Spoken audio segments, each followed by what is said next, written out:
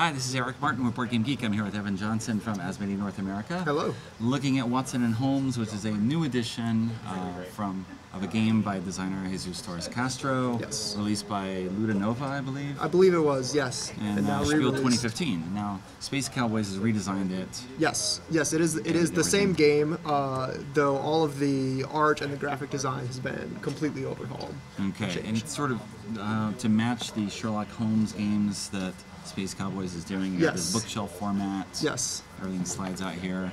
And maybe you can just give an overview of the game for those who don't know. Perfect, yes. There's so many Sherlock games. There are. And if you've ever played Sherlock Holmes Consulting Detective, you'll be on familiar ground here. Okay. In many ways, this is kind of a competitive take on that game. Each of us, we are one of these players. You're going to be moving around to different locations, trying to solve the mystery. On the backs of each of these cards are some clues similar to like the story segments that you would read in Sherlock Holmes Consulting Detective, and you need to parse through those and find out, okay, is this a clue? Is this a red herring? What am I supposed to get out of this? And you'll need to visit these different places to try and solve the case. In the midst of that, they've added more of a board game kind of element than Sherlock Holmes Consulting Detective, because you have to compete, you have to bid against your opponents for which places you're going to. So no more than one person can ever be in the same place. So for instance, if she wants to go to the engine, she can go there, she just has to spend more carriages than the red player spent, which would then kick her out, and now she has the chance to go back by spending even more carriages, losing some carriages along the way, and so on. And so you're going to go around until eventually someone feels that they have enough information to answer the questions and solve the case, at which point they'll visit 221B. So there are 13 of these cases in the box. Each of them has a unique difficulty setting, so they range from fairly easy to very, very difficult. That's right. Case number up here with a layout for different cards and each thing. Yep, they all have an introduction on the back and then the solutions inside, so you don't want to look inside. That's right. Do not open. Yes. That's right.